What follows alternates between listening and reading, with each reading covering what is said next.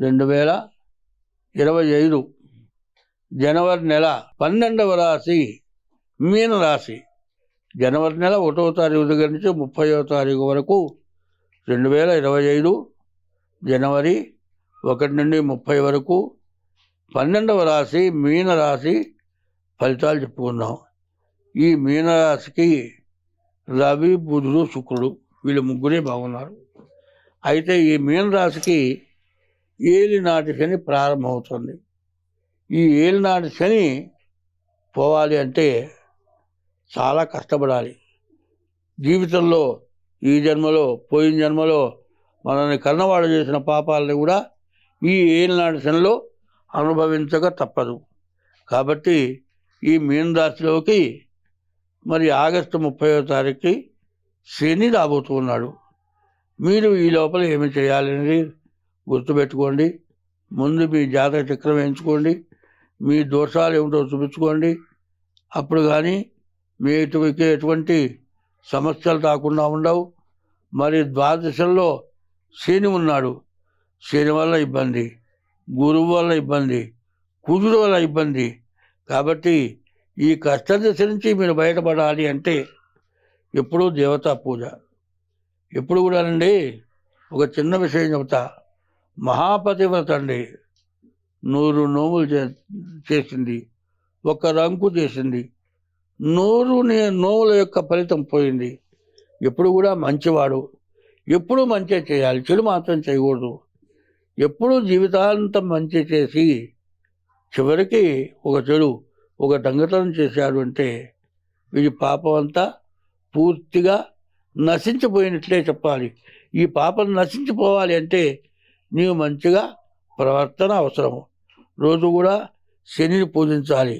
శనిని పూజించడమే కాదు, ఏలినాడు శని అంటే 7 సంవత్సరాల 6 మాసాలు, మార్చి 30 నుంచి 7 సంవత్సరాల 6 మాసాలు శని ఈ రాశి వాళ్ళకి రాబోతున్నాడు. కాబట్టి చాలా బ్యాడ్ టైం. కాబట్టి ఎప్పుడూ కూడా ఏం చేయాలి, జమ్మి చెట్టు దారిలో కనపడితే జమ్మి చెట్టుకి కుడి చేతి పక్కగా మనం వెళ్ళాలి. మనం ఎడమ చేతి పక్కగా జమ్మి చెట్టు ఉండేట్లుగా వెళ్ళకూడదు. ప్రతిరోజు కూడా శివ దర్శనం చేసుకోవాలి. శివాలయానికి వెళితే అర్చకుడు ఎప్పుడు కూడా శివుడికి అభిషేకం చేస్తాడు. నిన్ను రూపాయి అడగడు, అభిషేక తీర్థం ఇస్తాడు. ఆ అభిషేకం చేసిన తీర్థం పుచ్చుకుంటే నీకున్నటువంటి సర్వ పాపాలు పోతాయి. ఏం చెబుతాడు, సాలగ్రామ శిఖాహారి పాపహారి విశేషత ఆజన్మ కృత పాపానాం ప్రాయశ్చిత్తం దిని. ఎప్పుడు కూడా ఈ సాలగ్రామ తీర్థం పుచ్చుకుంటే ఈ జన్మలో కానీ ఇంతకుముందు జన్మలో కానీ నీ తల్లిదండ్రులు చేసిన పాపాలు కానీ అన్నీ నివృత్తి అవుతాయి, పోతాయని చెప్తారు. అట్లాగే ఈ మీనరాశి వాళ్ళకి చాలా చెడు టైము.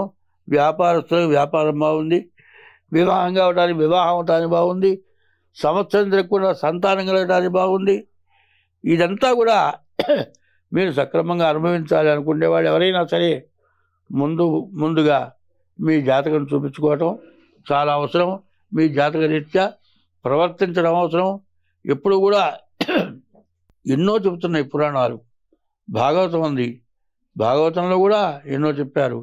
ఈ చెప్పినట్లుగా మనం అనుభవించాలి. ఒకప్పుడు దుర్యోధనుడు చేసిన పాపం వల్ల మరి ద్రౌపదిని వస్త్రాపహరణం చేయటం, మరి సహదేవుణ్ణి హింసించడం వెళ్ళి కూడా చివరికి వంశం లేకుండా పోయింది.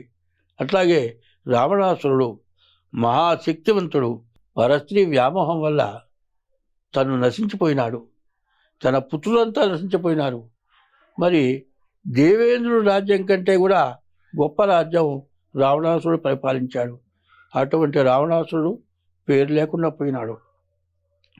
9 అన్నదమ్ములు కలిగి దుర్బుద్ధి పుట్టి పరస్త్రీ వ్యామోహం కలిగి దుర్యోధనుడు నశించిపోయినాడు. మనం నశించిపోవడం చాలా కష్టమా? చాలా తేలిక. వాళ్ళకంటే మనం సత్ప్రవర్తన కలిగి చక్కగా ఉంటే మనం ఎప్పుడు బాగుంటాం. పెద్దవాళ్ళ మాట వింటాం, పెద్ద చిన్న ఆలోచించడం, ఎప్పుడూ తొందరపడకుండా ఉంటాం. ఎప్పుడూ మీ వయసులో మీరు బాగా చేశారయ్యా, ఇప్పుడు మీరు ముసలాళ్ళైనారు, మీ పని అయిపోయింది, కూర్చో, పెట్టింది తిని కూర్చో, ఏంది నువ్వు చెప్పేది, మాకంతా తెలుసు అని పెద్దవాళ్ళ మాట వెనక మరి పెద్దవాళ్ళని దూషించి, పెద్దవాళ్ళని ద్వేషించి ఇట్లాంటి పనులు చేసి చాలా ఇబ్బంది పడుతున్నారు. ఒకడు పరమ దుర్మార్గుడండి. వాడు ఎప్పుడూ కూడా ఎదురొచ్చిన మనిషి దగ్గర డబ్బులు లాక్కుంటాడు. పల్లెటూళ్ళలో మంచి నీడ బాగుంటుంది. ఆ బావి పళ్ళల్లో ప్రతిరోజు దొడ్డి కూర్చుంటాడు. ఊళ్ళో వాళ్ళంతా కూడా నీళ్లు తోడుకునేప్పుడు దరిద్రులని నీళ్లు కొట్టి ఆ మంచినీళ్ళు తోడుకునేవాళ్ళు. వాడికి చివరికి వచ్చేప్పటికి ఎన్నో పాపాలు చేసిన తర్వాత వాడు పడ్డ బాధలకి వాడికి చాలా విరక్తి కలిగింది. విరక్తి కలిగి ఏం చేశాడు, కొడుకుని పిలిచాడు. నాయనా, నేనేదో తప్పుడు పనులు చేశానురా, నాలాంటి పనులు తప్పుడు పనులు చేయకూడదురా, నువ్వు మంచివాడిగా ఉండాలిరా, నన్ను మంచివాడు అనిపించాలిరా, నన్ను మంచివాడు అనిపించరా నాయన అని బాధపడి కళ్ళమని నీళ్ళు పెట్టుకొని కొడుకు చెప్పాడు. కొడుకు తండ్రి పిల్లల్ని ఎట్లా పెంచుతారో పిల్లలు కూడా అట్లాగే తయారవుతారు అనే దానికి అర్థం ఇది. వీడేం చేశాడు, తండ్రి పరమ దుర్మార్గుడాయా, ఏ రోజు కష్టపడకబాయా, దోచుకొని బతికాడాయా, పరస్త్రీని బతకనివ్వలేదాయా, ఇట్లాంటి వాడిని మంచివాడిని ఎట్లా అనిపించాలి అంటే వీడు ఎంతో మంచి పనులు చేసి గొప్పవాడు అయిన తర్వాత ప్రతి వాళ్ళు ఏమంటారు, నాయన ఎవరి పిల్లాడయ్యా, మీ నాన్న పేరు ఏందయ్యా అని అడుగుతారు. అంటే వీడి మంచి తండ్రికి వస్తుంది కాబట్టి తండ్రిని మంచివాడుగా చూస్తారు. అటువంటి రావాలి అంటే ఈ కొడుకు ఎన్నో మంచి పనులు చేయాలి, వాడి జీవితం మొత్తం మంచిగా ధారపోయాలి. దానివల్ల తన మంచివాడవుతాడు, తన తండ్రి కూడా స్వర్గానికి పోతాడు. కానీ వీడు మాత్రం ఏం పని చేశాడు, వీడు మంచి పని చేయలే. ఏం పని చేశాడు, మా నాయన రోజు బావి పళ్ళలో దిగి కూర్చుంటున్నాడు, నేను బావిలోనే కూర్చుంటే బాగుంటుంది అనుకున్నాడు. వాడు బావిలోనే కూర్చున్నాడు. ఊళ్ళో వాళ్ళు అన్నారు, ఒరి వీడు దుంపలేగా, వాడు బావి పళ్ళలో కూర్చుంటే నీళ్లు కొట్టి మంచులు తోలుకున్నాం, వీడు బావిలోనే కూర్చున్నాడు, బావి కూడా పనికి రాకుండా చేశాడు. మరి వాడు తండ్రి కంటే వీడు ఇంకా దుర్మార్గుడురా, తండ్రే మంచివాడు, బావి నీళ్ళలో తోడుకొని ఇచ్చాడు, వీడు బావి కూడా ఉపయోగపడకుండా చేశాడు, వాడే మంచివాడు వీడికంటే అన్నట్ట. అట్లా చేయటం మంచిదా? మన వాళ్ళల్లో చెడు వాళ్ళు ఉన్నా కూడా మనం మంచిగా బతికి మంచి పేరు తెచ్చుకొని మంచి కీర్తి వచ్చేట్టుగా ప్రవర్తించి ప్రతి జీవరాశిని కూడా ఆదరించి, ప్రతి వ్యక్తిని కూడా ఆదరించి తను తింటూ ఒకళ్ళకి పెట్టడం చేయాలి. అది చేయట్లే ఇవాళ. మరి తాగుడికి బానిసైన వాళ్ళు ఏం చేస్తారు, తనతో పాటు తాగే వాళ్ళని ఎమ్మడి పెట్టుకెళ్ళి వాళ్ళకి డబ్బులు ఖర్చు పెట్టి తాగిస్తాడు. కానీ ఇంట్లో భార్య పిల్లలకి తిన్నారా లేదా చూడరు, వాళ్ళకి తగిన ఈ డబ్బులు ఇవ్వడు. కానీ తన సంపాదన తను తాగటం కాక తన పక్క వాడికి కూడా తాగించి చేస్తాడు. వాడు చెడిపోవటమే కాదు, వాడికి రూపాయి మాత్రం ఇవ్వడు. ఇటువంటి పనులు చెడు పనులు తయారవుతున్నాయి. తను తింటూ ఒకళ్ళ పెడితే మంచి జరుగుతుంది, తను తాగుతూ ఇంకోటి తాగిస్తే చెడు జరుగుతుంది. ఇది బాగా గుర్తుపెట్టుకొని మంచికి బానిసలు కావాలి, చెడుకి బానిసలు కాకూడదు.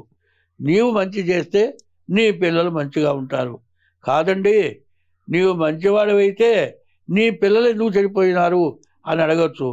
పిల్లలు కూడా చెడిపోతున్నారు. కారణం ఏంటంటే ఐశ్వర్యం అహంకారంతో నాశనమైపోతున్నారు. కాబట్టి మనం అందరం బాగుండాలి అంటే పెద్దవాళ్ళు చెప్పిన మాట వినాలి. పెద్దవాళ్ళ మాట పెరుగు చద్దన్నపు మూటట, పెరుగన్నపు మూట. ఏ ఆహారం తిన్నా పెరుగన్నం తింటే కడుపులో చల్లగా ఉంటుంది, సంతోషంగా ఉంటాం, ఆరోగ్యంగా ఉంటాం. కాబట్టి ఈ రాశి వాళ్ళకి చెడు రోజులు చాలా దగ్గరలో ఉన్నాయి కాబట్టి చాలా జాగ్రత్తగా ఉండండి. మీ డేట్ ఆఫ్ బర్త్ ద్వారా తగిన ఫీజు ఇవ్వండి. మీకు చక్కగా అన్ని వివరంగా మీ దోషాలు ఏమిటో చెప్పి దానికి పరిహారాలు ఏమిటో చెప్పి మీకు అవసరమైతే పరిహారాలు కూడా చేయిస్తాము. మీరు మేము అందరం బాగుండాలి అని చెబుతూ ఉన్నాను. కాబట్టి స్వస్తి.